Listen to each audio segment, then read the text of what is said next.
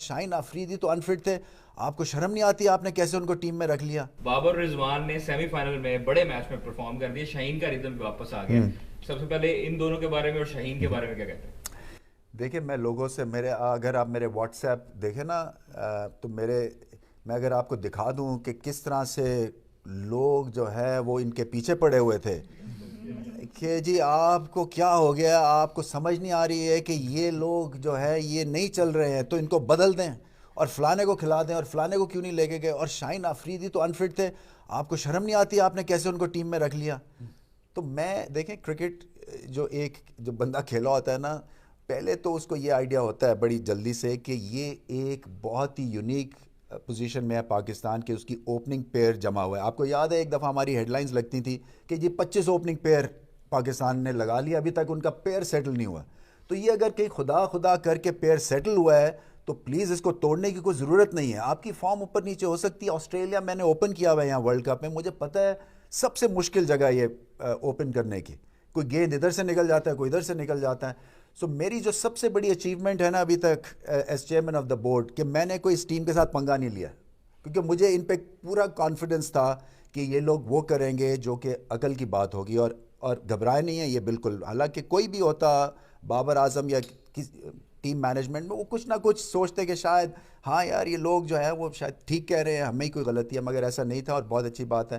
شاہین آفریدی کا دیکھیں ہمیں چانس لینا تھا جیسے میتھیو ہیڈن کے ساتھ چانس لیا ہے. کیونکہ جب آپ یہاں آ جاتے ہیں اتنے بڑے ایونٹ میں، جب آپ کا ایک سپر سٹار 50% بھی فٹ ہے، آپ کو اس کے ساتھ چانس لینا پڑتا ہے. اور یہ ہمارے پاس ایگزامپلز ہیں. عمران خان 92 ورلڈ کپ میں ان کا شولڈر ٹھیک نہیں تھا مگر گئے. اسی طرح سے انجریز ہوتی ہیں.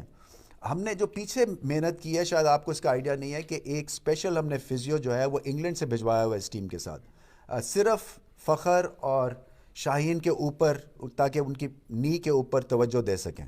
سو جہاں پہ کرٹیکل ہم نے ڈیسیجنز لینے تھے وہ ہم نے لیے ہیں. اور میتھیو ایڈن کی بات یہ ہے، جیسے آپ نے دیکھ ہی لیا ہے کہ وہ ایک گریٹ یونیفائنگ فورس ہیں.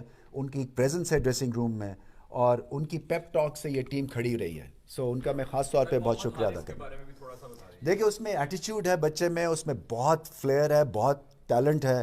ان کو ہاف ٹیلنٹ پہ آپریٹ نہیں کرنا ہے. میری ان سے یہی آگے چل کے گزارش یہی ہوگی کہ سب نے دیکھ لیا آپ میں کتنا ٹیلنٹ ہے، مگر اس سے بہت زیادہ آپ اچیو کر سکتے ہیں. مگر ایک بریتھ آف فریش ایئر ہے، ایٹیچیوڈ ہے بچے میں، اور پرواہ کیے بغیر اپنی نیچرل گیم کھیلتے ہیں. اور ان کے آنے سے اس ٹیم میں جو ایک ہلکی پھلکی ایگریشن کی کہیں کمی بھی تھی، وہ بھی اب وہ پورے خانہ انہوں نے کر دیا.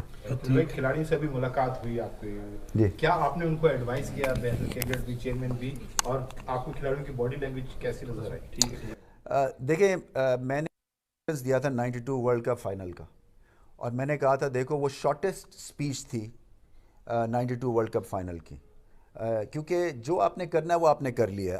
آپ کی ٹیکنیک جو ہے وہ 24 گھنٹوں میں خراب نہیں ہو سکتی، اچھی نہیں ہو سکتی ہے. یہ مینٹل گیم ہے اب. اور جو سپیچ تھی وہ یہ تھی کہ 90,000 لوگ تھے باہر، یہ موقع ہمارے کریئرز میں کبھی آنا نہیں ہے پہلے. سو آپ باہر جائیں، انجوائے کریں اور میچ جیتیں. سو یہ ایگزیکٹلی میں نے ریپیٹ کیا جو کہ 92 ورلڈ کپ میں ہمارے کپتان نے ریپیٹ کی تھی. وہ جو ٹیم کا لیڈرشپ کے پوائنٹ آف ویو سے، اور باقی ریلیکسڈ ہیں. آئی تھنک ٹائم آف لینا بڑا امپورٹنٹ ہے پلیئرز کے لیے، اور ان کو ٹائم آف یہ لیتے رہے ہیں.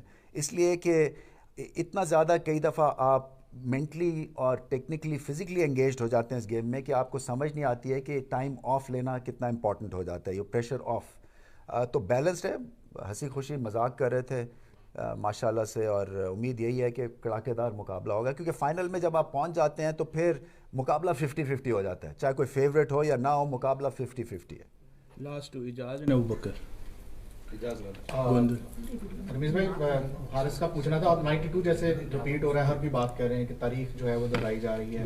جیسے انضمام بھائی کی تب انٹری ہوئی تھی، آپ کو بھی لگتا ہے سیم اب وہی سب کچھ ریپیٹ ہو رہا ہے؟ اور حارث کی جس طرح انٹری ہوئی ہے،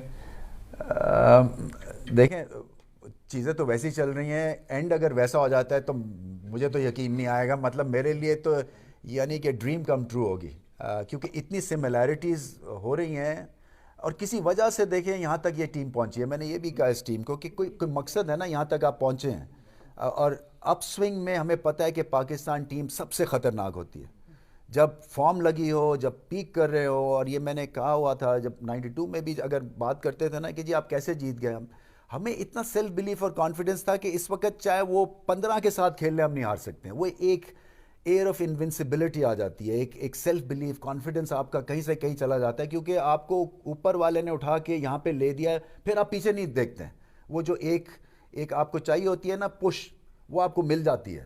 اور یہ ٹیم اپنے بیسٹ کھیلتی ہے جب ایسی سچویشن ہو. سو میں امید یہی کر رہا ہوں کہ پوری طرح سے یہ لڑیں گے, اپنی بیسٹ پرفارمنس دیں گے, اور پھر چاہے جیتے چاہے ہارے. دیکھیں یہاں تک پہنچنا اور اس نیشن کو خوشیاں دینا, آئی تھنک اس سے بڑی تو کوئی انہوں نے اس سے اچیو کر نہیں سکتے. اس وقت آپ تو یہاں پہ پاکستان میں حال دیکھیں, گلی گلی میں جو بچے ہیں وہ ان کو شوق ہو گیا کرکٹ کھیلنے کا, اور پھر یہ کہ سب دعائیں کر رہے ہیں. سو دعائیں رائے گاہ نہیں جائیں گی انشاءاللہ. وہی کانفیڈنس دیکھا آپ نے بابر 11 میں بھی؟ بالکل زیادہ دیکھ رہا ہوں میں. یہ جو نئی پود ہے نا, یہ ہم تو تھوڑے سے سہم جاتے تھے, یہ سہمے ہوئے نہیں ہیں, یہ ریلیکسڈ ہیں.